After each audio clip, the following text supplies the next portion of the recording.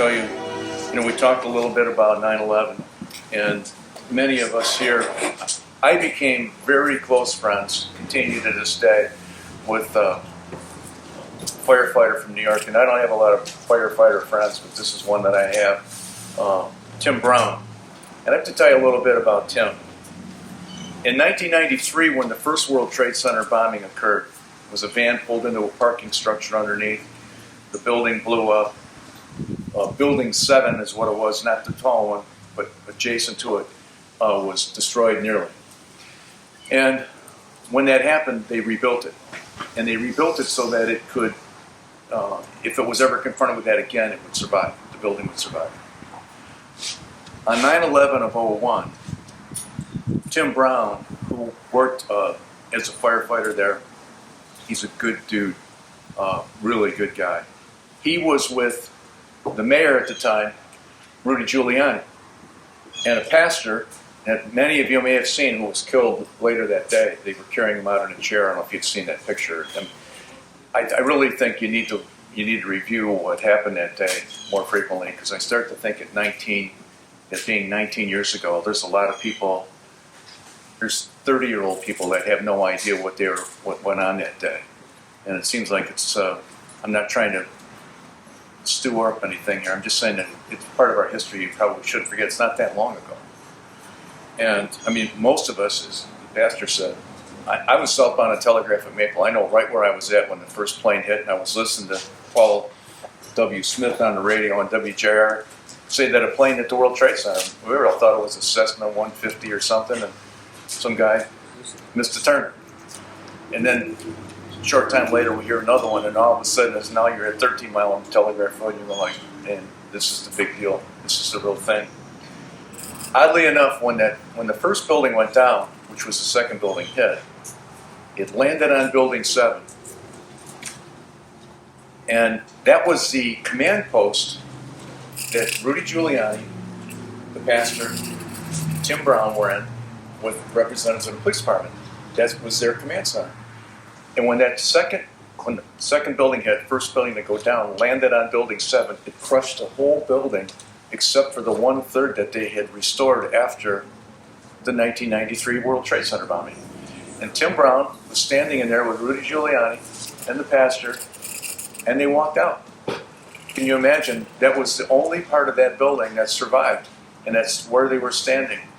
And later on, as I became friends with Tim, and Rudy spoke at our convention, I think back in 2006, and it was 2006.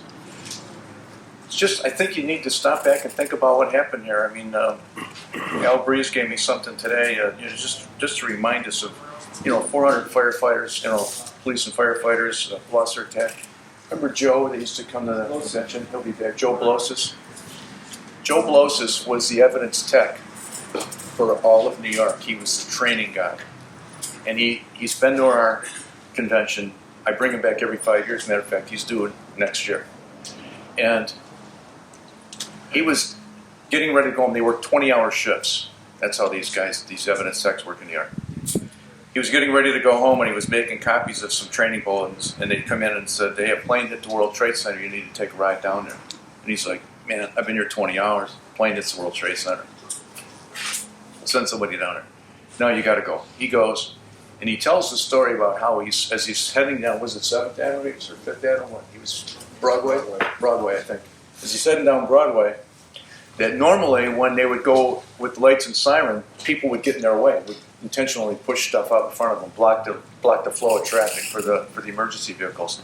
But on this particular day, he tells the story how people were pushing people out of the way. Let them go, let them go, let them go, let them get through. And Joe, who also became a great friend of the POAM, tells a story about how he and 2 of his guys, and he called them both Manny, and only one of them was named Manny, but the other guy says, well, just call me Manny, then somebody will always count. I don't remember the other guy's name. Forgive me. They went up the stairs. They were on the 4th floor. This building starts to go down. They run out. When they run out, Joe Blosis sees a fire truck parked right there. He and one of the Mannies runs out, and I apologize for that. They run out. They dive underneath this fire truck, this pumper. gets real dark, all dark, and then all of a sudden it gets light again, and he crawls out. He says, while I'm laying there, I put my face on my site and my ID tags on my shirt because I knew that they were going to find me eventually, and I wanted to know it was me. He left a message for his family on the home recorder. He tells the story. It's touching. The other Manny was 13 feet from the door, and they didn't find him until the following April. He was that. They were coming out together, and he had a piece of re-rod through his back. He was standing up and buried under tons of debris. And when you would talk to Joe, he looked just like the last time he saw him. He just was entombed in this airtight chamber. But it was 6 months, 7 months later before they found him. And that's just how life is, you know. And everything that you guys do when you're out there, it's just. Joe and Manny, they thought the other guy was just missing, you know, but they don't find him until 7 months later. So life is fragile. You heard some touching words on the part of the pastor today, but understand that you're all special in your own ways, and we all wish you well. And we're proud to be part of this organization that I know I speak on behalf of all these guys that, you know, we like what we do, and we hope that it matters, and we hope that it means something to you, or that we're there when you need us. So we've got some nice vittles out here. I hope you'll stick around and eat, because the guy's a heck of a cook and been doing it for a while. And thank you for being here. Anybody else? We have Like you mentioned, we lost one of our members last week. Yeah, the pastor did mention that in there. We had you may have seen it, and we're all saddened by this. Wayne County Sheriff's Department has three, I'll call it hardly half, we've got at least 3.5 guys that work in the building all the time. They're full-time union guys. Wayne County has about 800 people. And so they have full-time guys in here because it would take everybody here to manage that group, so we let them do themselves. And Reggie Crawford, who's not here today, is their president, and a really, really good dude. Had 30-some years at Detroit, and then went to Wayne County. And it's been retiring from there now, right? when he hits 65. Right? Yeah, another year or so. So he's a dedicated guy, good person. I mean, I wish he was here for more than the reason that he's not here. But last week we had a Wayne County deputy, corrections deputy, in the building. This guy was a massive, handsome, good guy, training officer, and 2 guys working the floor of the worst in the worst jail. This is of the jails that they have. What do you got, 3 or 4?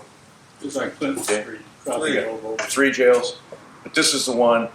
This is the abandoned jail, and that's where this guy worked, and these 2 guys worked on that floor. And while they go by to check the doors at the end of the night, a murderer, already a murderer, inside of the cell blocked the door with his foot and gave it the impression that it was locked. When this officer walked by, they jumped him. They say it was a brutal fight. He did all that he could do, and he lost his life. And so we mentioned him today. I want you to think about him. Got a 20-year-old daughter, I believe, 18, 20-year-old daughter, wife. And this guy just at work, closing the joint up, right? I mean, this wasn't one of those situations. So don't take anything for granted. Most importantly, remember, we hire human beings. Go home, watch football. I don't know about that. Take your kids to soccer. Do whatever you do.